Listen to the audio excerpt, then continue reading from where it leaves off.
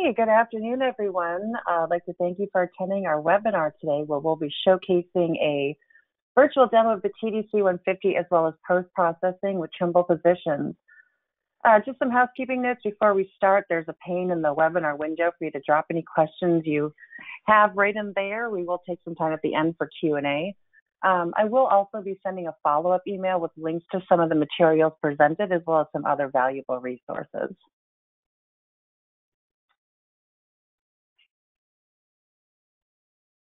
So for those of you that don't know me, I am Angie Swirsky. I am the Mapping and GIS Sales Manager here at NEI. My portion of the webinar today is going to be talk about just a very brief overview of the TDC 150.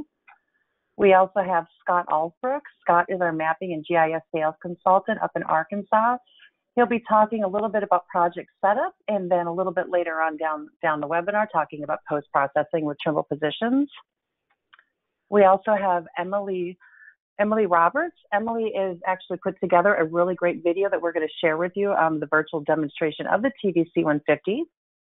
And last but not least, we have Eric Bacon in the background for he'll be involved with the Q&A we might have later. Eric is our training and support manager here at NEI. So if you've attended any of our webinars over the last year, you've likely heard us talk about the TDC 150. I mean, it is the newest all-in-one handheld device from Trimble. So I'm not going to get in the weeds on all the specs, but here are some quick facts about the device itself, which makes it unique. I mean, it is scalable from sub-meter to centimeter. It has an all-day battery. It also has a sunlight readable screen, which is always a challenge in the field with certain devices, and this one you can actually see when you're out there working those long hours. Very rugged with an IP67 rating, and you can connect it via Wi-Fi or Bluetooth, or with a SIM card from certain cell phone providers. Our data collection app is Trimble TerraFlex, which Emily's going to be showing in detail in her video.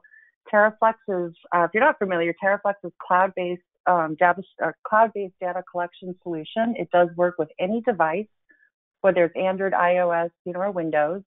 The forms are built in the back end in the office and pushed out to the field workers so they know what data they need to be collecting, as well as those attributes related to those features being collected. So as long as you have a connection in the field, whether it's hotspot or a SIM card, you can push the data back and forth in real time. This isn't a limitation though. If you're somewhere where you don't have connectivity, you can simply just sync your data collection when you get back to civilization, and it will go back right into the field or into the office portion. Similar on that note is Esri Collector. We do have a lot of customers that do use this. It works very similar to TerraFlex in being that it's cloud-based. This one is specifically for iOS and Android. We did host a webinar a couple weeks ago on Collector and its new features for Android, including MSL in the field. So I will be providing a link to this webinar. Like I said, we're not going to focus a lot on Collector, but just wanted to touch on this. A lot of people do use it, and that we have turned out some great resources over the past couple of weeks, on the specific workflow. So here, I'm going to turn it over to Scott to run us through project setup.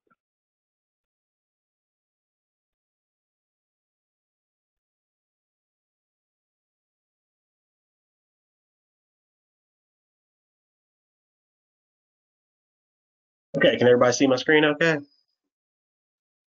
Yep, you're good. All right, thank you, Angie. Good afternoon, everyone. My name is Scott Alsbrook. I'm here in Arkansas, and today I'm going to cover the desktop portion of our webinar, focusing on Trimble Positions, which is a add-in for ArcGIS Desktop.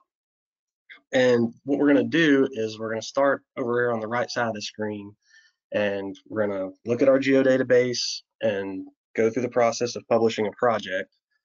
And then what I'm going to do is turn it over to Emily so she can show the field portion, and then we'll come back, we'll bring some data in and go through the post-processing to show the value that that adds to your data collection efforts. Just to start, I want to jump into a mock data set that I've got here in my neighborhood. And what I've done is I've collected a GIS database for utilities and various neighborhood items that you might find out there. So what What I wanted to touch on real quick before we jump into Trimble Positions is the value of setting up a geodatabase specifically with data collection in mind.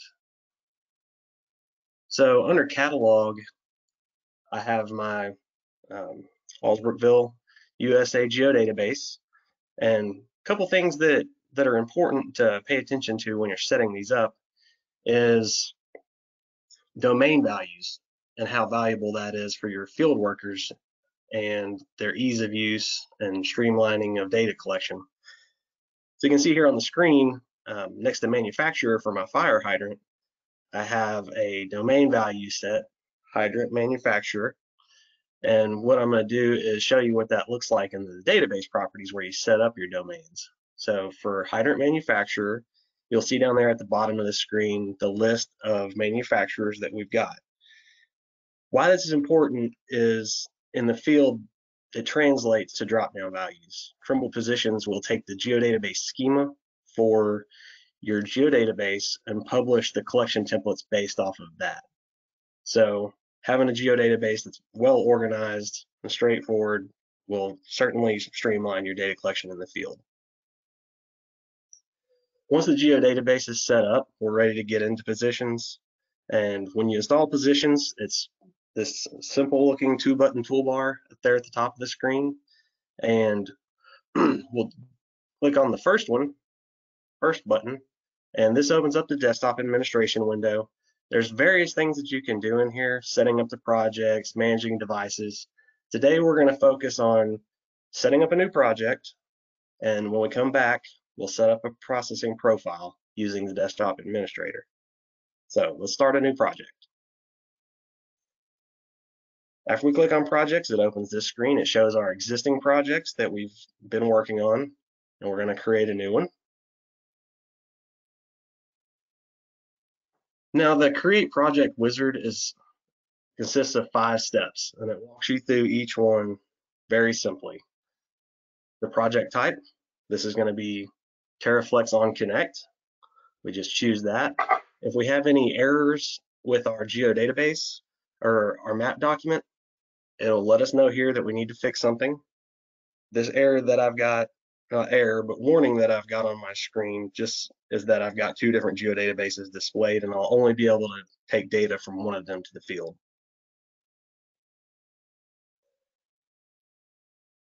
We'll log in using our Trimble Connect credentials. What this does is it sets up a link between our desktop and Trimble Connect out on the cloud. That way, when we publish this, it becomes accessible to TerraFlex in the field. We'll choose where in our Connect space that we want the project to be stored, or the collection templates to be stored. At NEI, we have a shared project workspace, and everyone on our team is included in that, and you'll see why that's valuable on the last step. Today, I only want to take my hydrants to the field, so I've unselected everything except for hydrants. Click Next. On the third step, we can add feature level metadata is really what it is. These are auto-generated fields, and you can select which ones you want to be added to your data.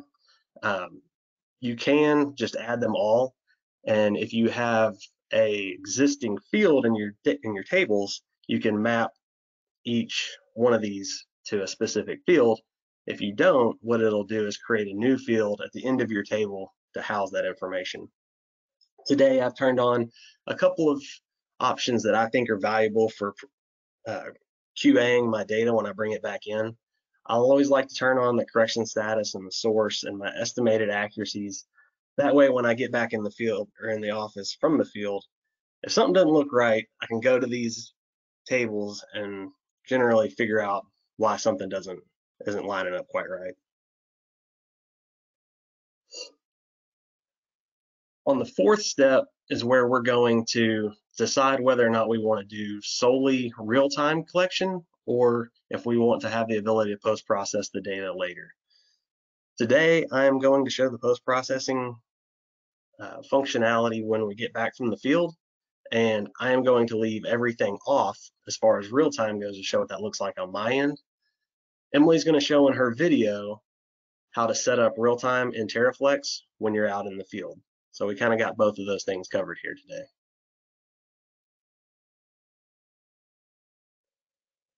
On the last project creation screen here, we're just going to name our project. This is what it's going to display as in TerraFlex. If we want to get MSL values for our elevation, we will want to calculate a geoid separation. In this case, I chose geoid 12B. And then down at the bottom, you can see where I have the ability to add other teammates. So I didn't add anybody else today, but I could have very easily added Emily. She could have collected data right into this project for me, and then it would have synced right back to me here in Arkansas. Key step that we don't want to miss is rather than hit the finish button first, we have to hit publish. What that's going to do is it's going to ask us to save our project and make sure that we want to continue with publishing. Once we do that, it will create a new project, and it'll process this information and send it out to Connect. That way, once it's finished processing, our data will be, our collection templates will be available in TerraFlex in the field. Once it's done doing that, all we have to do is hit OK and finish. That's all there is to setting up a project to take data collection out to the field in TerraFlex. So now I'm going to turn it over to Emily and let her introduce our video, and I will get that pulled up. Hi everyone, this is Emily Roberts in Alabama.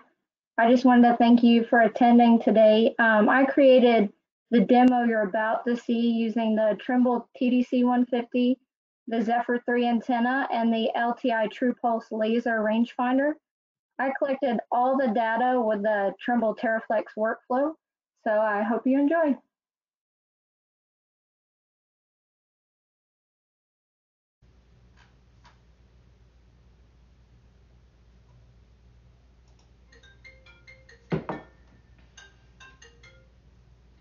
This is Emily with NEI. Oh yeah. Oh, today. Oh, yeah. Yeah, no, I'm totally ready. Yeah.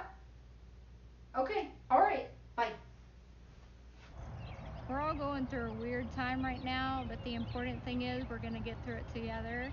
And at NEI, we're here for you, rain, shine, pajamas, whatever. My name is Emily Roberts. I'm the newest team member. I represent Alabama for GIS, and I'd love to meet you. Love to come out and say hi, so contact me. My information will be at the end of this demo.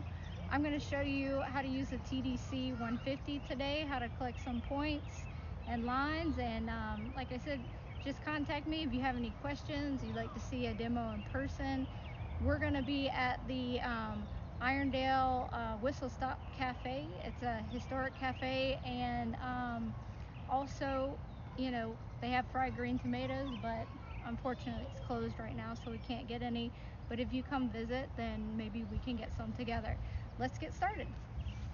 I'm going to demonstrate how to put the Zephyr and the TDC 150 and the rangefinder all on one pole.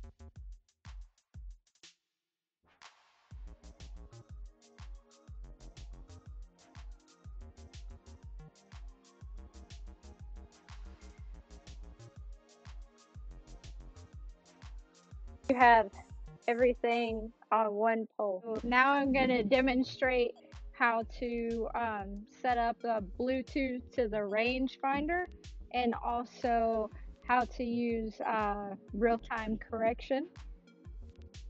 So you'll want to go into your settings, and you'll need a Wi-Fi signal if you don't have a SIM card. So as you can see, I'm connected to a hotspot.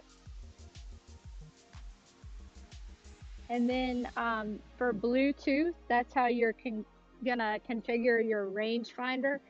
On the top, there's an up and a down button. You'll hold the bottom button down and click it twice, and you'll see BT, and then it'll come up on your screen, and it'll start with a TP for True Pulse. So you'll click that. I know for this one, it's 1111. So you might want to try that as well. So first we're going to start in TerraFlex. So we'll open that up, and then you're going to set up your configurations. So you go to the hamburger icon, and then you go to settings. Okay. The location service, you'll leave the same as the integrated Trimble GNSS, and that's here. Antenna setting, this is about 6 feet 2 inches, so I'm going to put 1.89 meters. The antenna type, you're going to change to the Zephyr rover, and the measurement method is at the bottom of the antenna mount. Okay, so now we're going to do a real-time correction, and we would have prepared this beforehand at the office, so you would have done it in TerraFlex or Trimble Positions in ArcMap. So in Birmingham, we have a free real-time connection called from ALDOT. So I'm going to select ALDOT Birmingham, and then we'll connect our laser rangefinder here as well.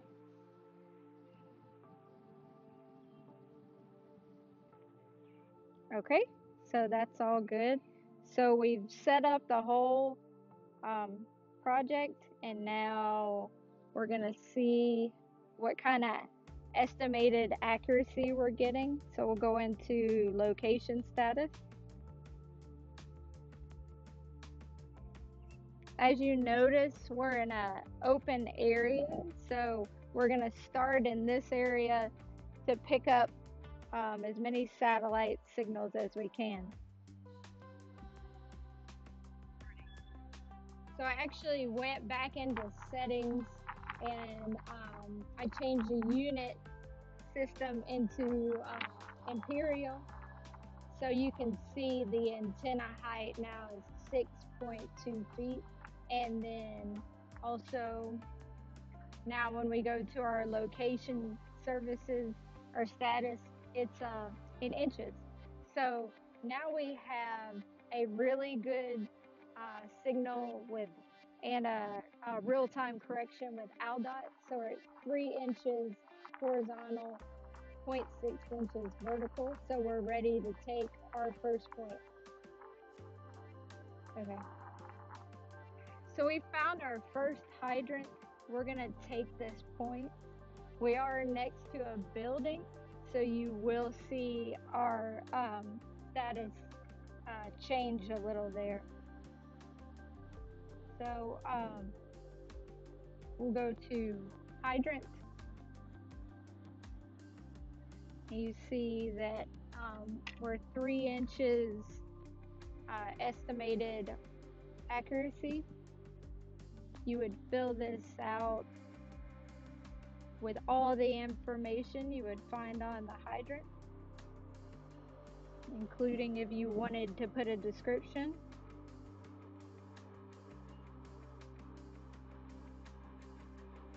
Once you've filled it all out, you hit the check mark, and then you've collected that form. And then we're just going to move right over here to this water meter. So for this, you would just click on meter, and then you'd put in the meter number and also the condition. And this looks great, so we're gonna click fair.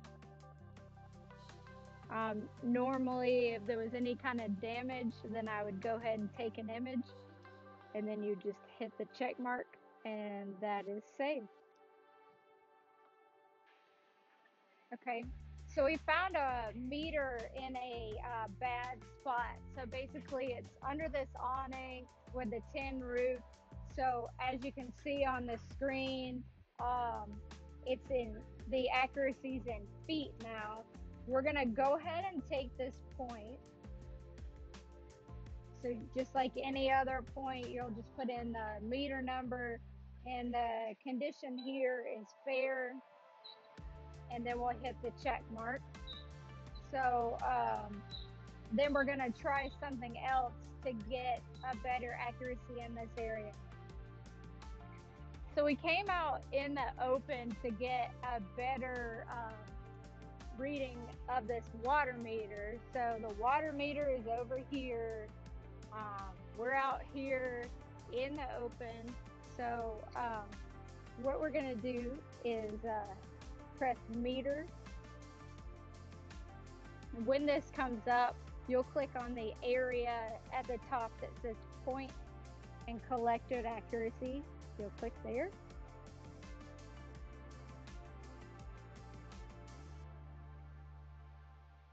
So a new screen will come up showing you the map, and then you will press this middle button with an X and a waypoint.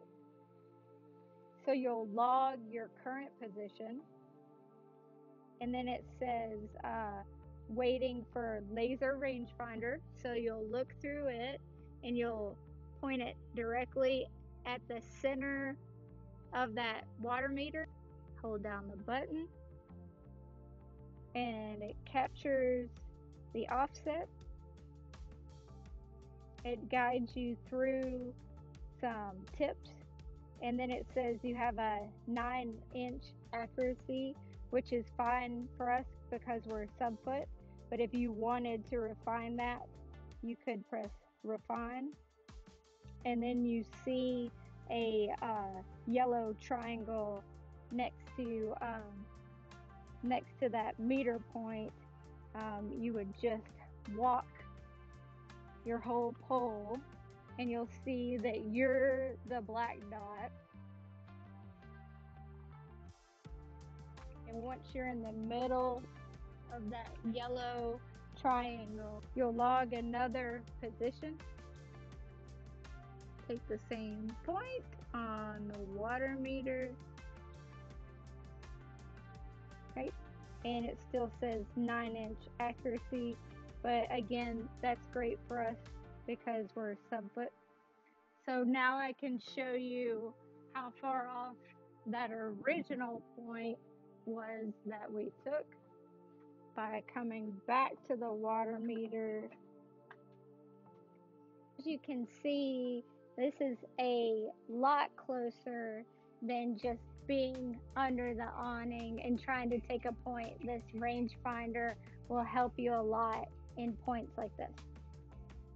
Before this, we've been taking only points. So in front of me, there's a distribution main line for water. Of course, it's not dug up. I don't know what it's made out of or anything like that. But just for pretend today to show you this, we're gonna start the line here. So again, just kind of like the offset, you'll click up here where it says line not collected. And I'm gonna choose to walk this line. So at the bottom, you'll see the walking man. You'll click on him, and then you just start walking in a straight line in the middle of this distribution line. Now you can, once you stop, you press back on the walking man, and then just click the check for collected. And like I said, normally we would have more information to fill in if I knew it. So right now we're going to leave it blank. We'll hit a check mark there, and now we've collected that line. Okay, so we found another hydrant here that we're going to take a point of. I always like to try to keep the Zephyr right over the middle. As you can tell, we're in canopy, so we're going to look at our location settings. And as you can see, our accuracy definitely dies down under canopy.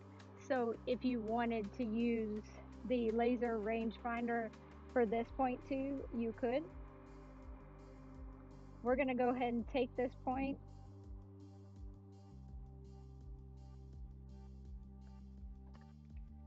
So you would again fill out all the information that you would need.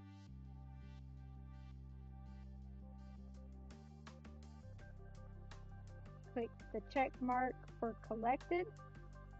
So there's a water valve here, so we're going to collect that.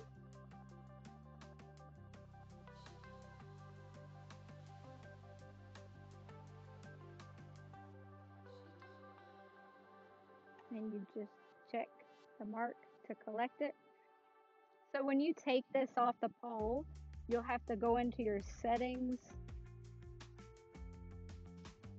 and then take off the antenna.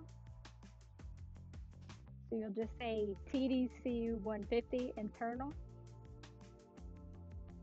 And then the antenna height, I always just kind of gauge how high I hold it. So about around 3 feet. Okay, so let's see what kind of accuracy now we'll get over the hydrant.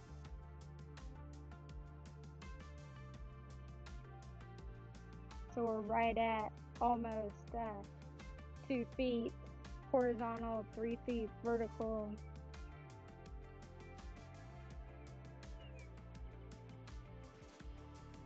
So we'll go ahead and collect this point here.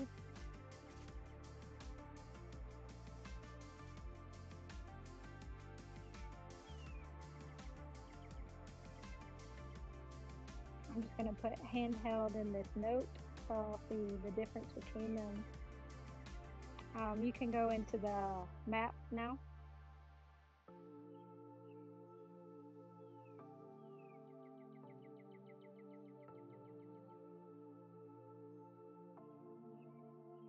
You can actually click on the points by clicking the button in the top left corner. So we can see the one that I have selected now is the handheld, and the one that is going to be more accurate is here to the lower left corner, and that's closest to that water valve. You can see the difference there. So it definitely helps using the Zephyr in canopy or any kind of situation where you have objects over your head. How to use the virtual pole with the handheld TDC 150. So we're going to collect this meter point. So you'll hit meter.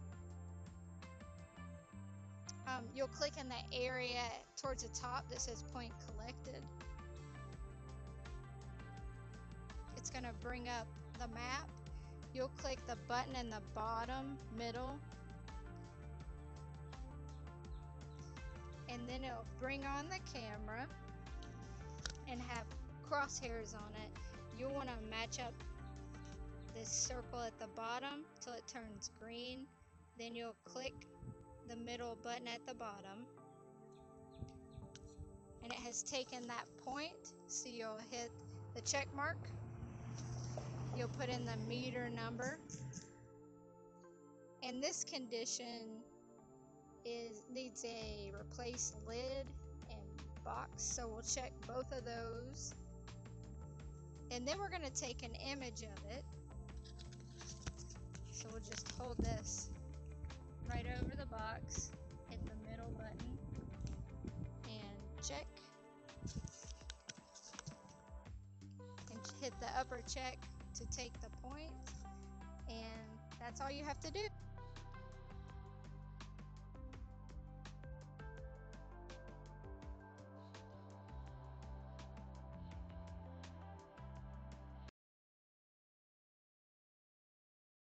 I really wish there was a way that I could request a round of applause for that. Emily did a fantastic job putting that video together.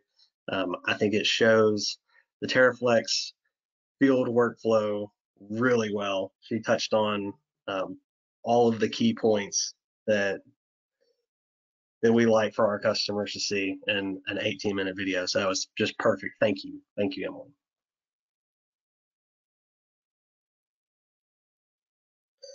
A couple of quick things that I want to show from some screenshots that I have from my TDC 150 that I took out and used when I was collecting hydrants for my project that we set up a little bit ago. This is what it looked like after I published it to TerraFlex. So you can see I've just got my one hydrant. And to show how I had this set up in the field, I didn't have any real-time configuration turned on. So all of my data is collected autonomously using the TDC 150 centimeter with the Zephyr 3, the exact same setup that Emily was showing in the video. So to collect that point, I just tap on hydrant. And when we set it up to do post-processing, you'll notice that rather than a 1-second observation, it does an average of 10. So you'll see it in that blue bar right there on the top of the screen. It'll count up to 10 and then save the location. If you tap on the satellite, this is a little different view than what Emily showed in the video. In addition to the real-time accuracy across the top, it adds 2 more boxes there to show your horizontal and vertical estimated post-process accuracy, your predicted post-process accuracy. So I wanted to show that. It's a little different than when you're collecting using real-time, but this is what you would want to look for while you're out collecting in the field. Now, in my subdivision, you might have noticed there's not very many trees, there's no big buildings, so I'm in an ideal situation to collect high accuracy data. Also wanted to point out, and Emily showed it in the video, but I wanted to show that under my manufacturer dropdown and my attributes, this mirrors my database exactly. So this kind of shows you what that looks like and the advantage to spending the time to set up your quality geodatabase before you hit the field. Once that's done, you just hit the checkbox at the top. You can sync your data, and then once you get back to the office, if you don't have a cellular or Wi-Fi connection in the field, when you get back to the office, you hit the Wi-Fi there, sync your data, and then you can turn off the TDC 150 because we're back to the office.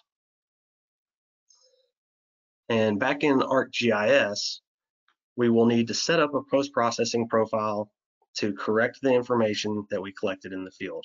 You only have to do this once for a given geographic area. So once we set this up in the desktop administration window, we won't have to revisit this each time we need to correct data. We just need to set it up to connect to our base station right now.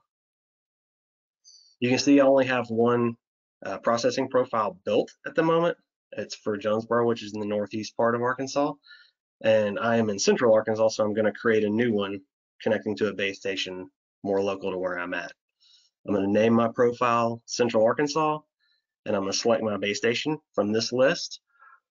One really neat feature that Trimble has added is the ability to search by city.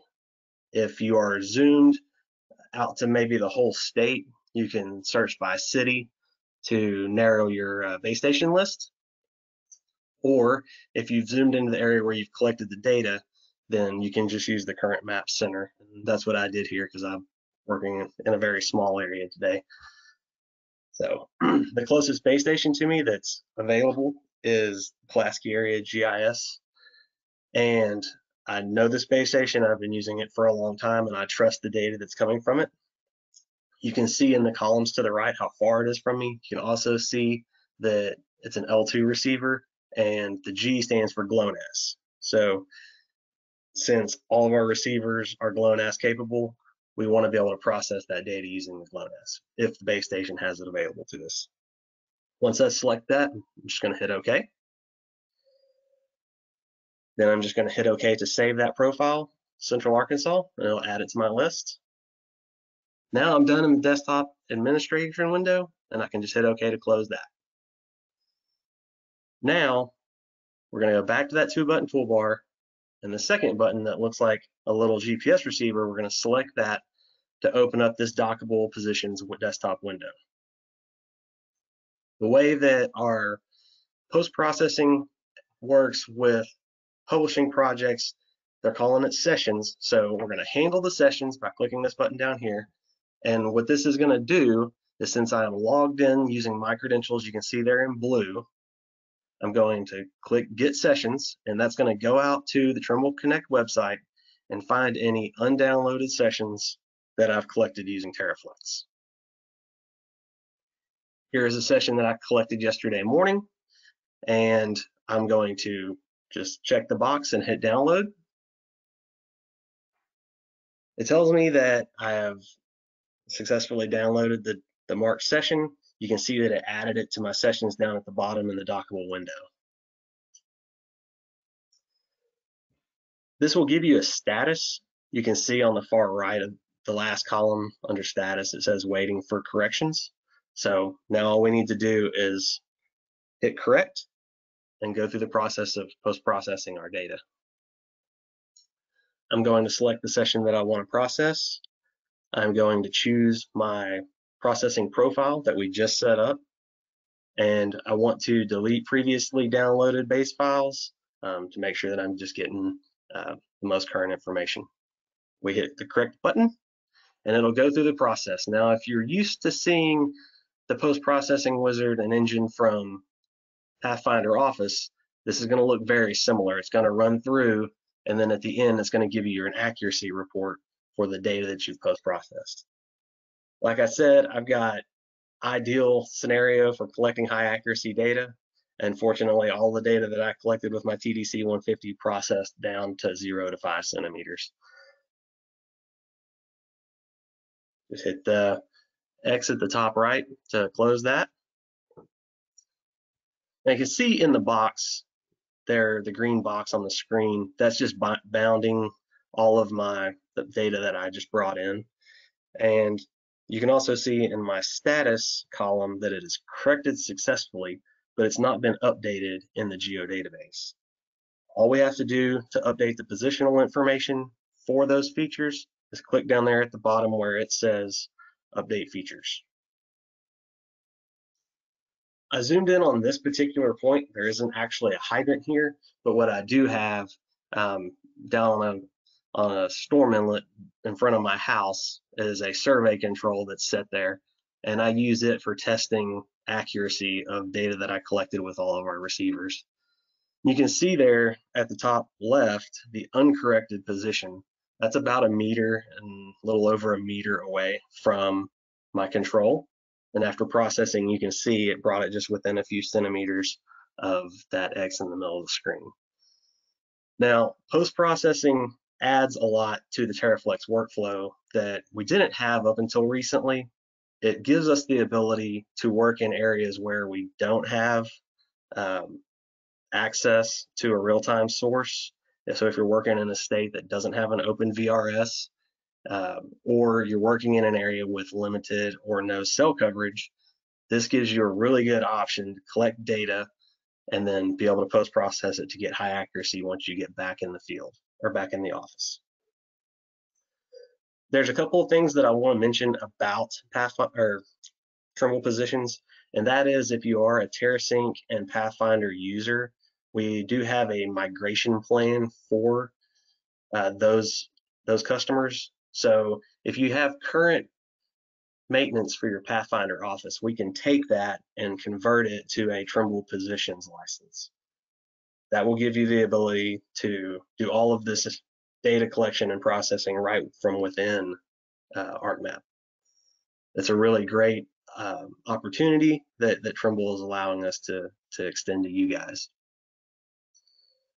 Another thing is right now we're all working, not all, but a lot of us are working from home, and now is a great time to get that gear out and do some testing with it.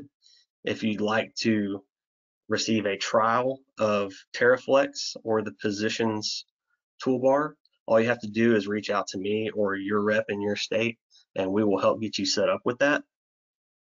There are some other tools out there for helping people migrate from the older workflows to Trimble Positions. That would specifically be people that are running TerraSync on something like a Geo Explorer, and we're moving to a TDC 150. It's this new tool that's on the Trimble community. It's called TerraSync to TerraFlex. And what it does is it just allows you to upload your data dictionary file that you had set up in Pathfinder Office for TerraSync, and basically port that in to TerraFlex templates that you can then share with your other projects within Connect, and take that information, those collection templates, back out into the field to use in TerraFlex. There is a place that you can download it on the Trimble Community User Forum. If you're not on that, I suggest that you sign up for it. We will send a link to that also in the follow-up email to the webinar. With that, there's a couple things that I know Angie wants to touch on with you guys, and I will bring her back to cover some offerings that we have right now.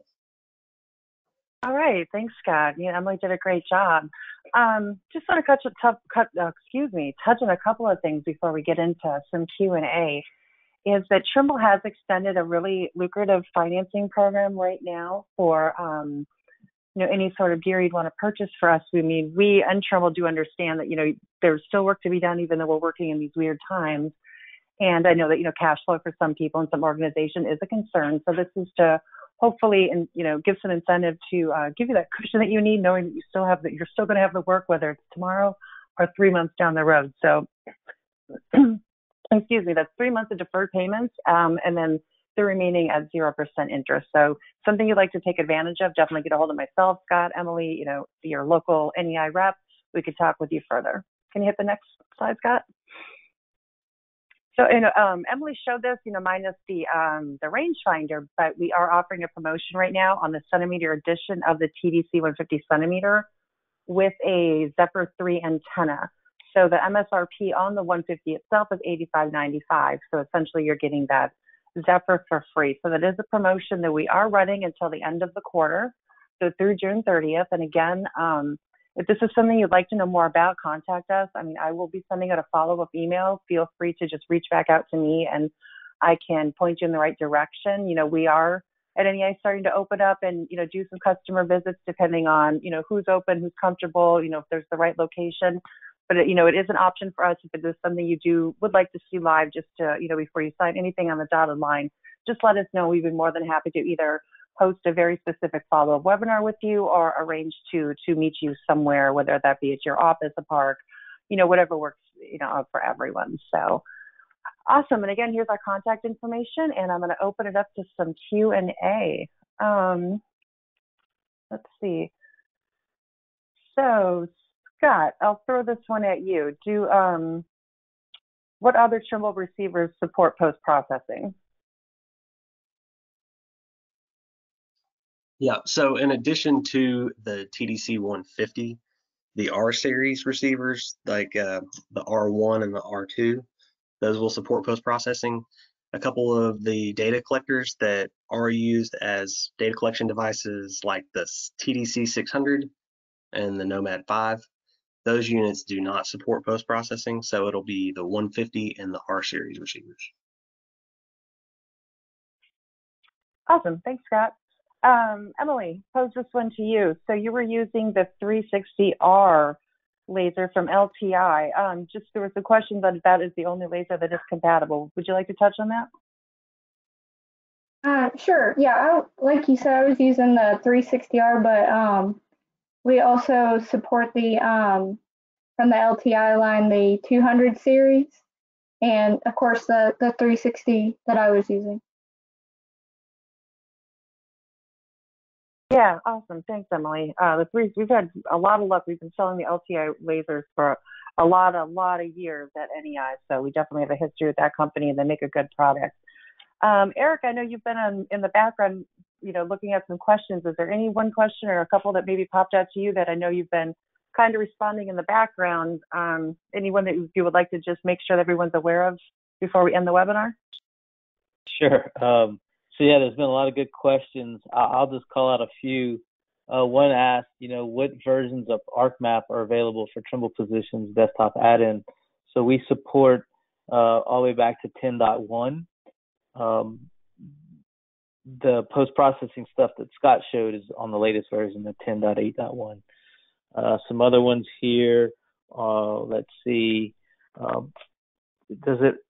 With the Trimble TerraSync workflow, there was a 7-day time limit on an SSF file. So if you collected data after 7 days, it made you collect a new file. So the question was, do you have that kind of time frame or limitation in Positions? And the answer is no. You don't have to worry about a 7-day time limit whenever you're collecting data. Let's see. There was a few questions about how this is set up with Collector. Angie mentioned at the beginning of the webinar, Aaron and I did a webinar maybe 3 or 4 weeks ago on this topic, and we can send out a link. But if you go to YouTube and just type in NEI GPS, you'll see I have made 3 or 4 videos on Collector specific to 150s, to the R2s. There's some older ones with older setup, but the newest ones have the latest versions. And then we also have the webinar on there and a few others. So that's, we can follow up with customers that asked about that. Let's see, we got anything else? A couple on the questions, did it have a camera on it? There's definitely a camera. The TDC 150 has a rear 13 megapixel camera, and the front camera is 2 megapixel. Let's see. Trying to think if there's anything else that's kind of sticking out right now. Hey, How Eric, about the one about that? Those positions work with enterprise geodatabases. Oh, yeah. Sorry, I forgot about that one. Yeah, that's a great question. So it works with the file or the enterprise geodatabase. Scott, you had something that you want to add in?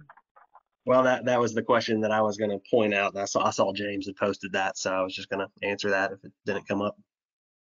Yep. And then I'll have a video that goes into a little bit more detail coming out. I've already recorded it. I'm just cleaning it up. It goes a little bit more into the post-processing side of Positions. So that'll be available here in the next week or so. That's all I got. All right. Awesome. Thank you, Eric, Emily, Scott. Good job today. I like everyone else. Thank you for attending. And again, look for the follow-up materials. It will either be later this afternoon or tomorrow morning. And again, the links to those webinars that Eric mentioned with Collector and some other information will be in there just beyond what's been presented here today. So again, thank you and have a great rest of your week, everyone.